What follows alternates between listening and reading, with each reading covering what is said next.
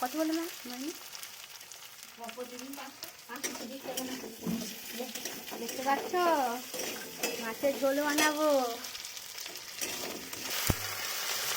যে মশলা দিলাম, এরপর দেবো এরপর দিচ্ছি হলুদ 1 চামচ,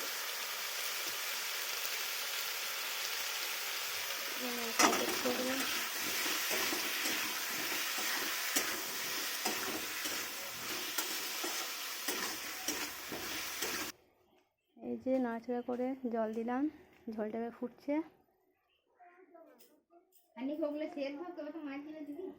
এরপর মাছটা দেবো,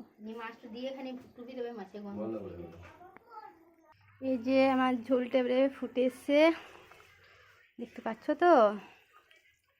এরপর আমি দেখবো আলুগুলো সেদ্ধ হয়েছে কি হয়নি। মনে হচ্ছে এখন তো হয়নি, তাই না?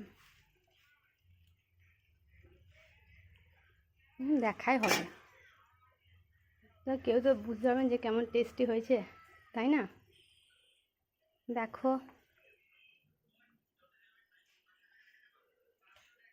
পটলে মাছের ঝোল।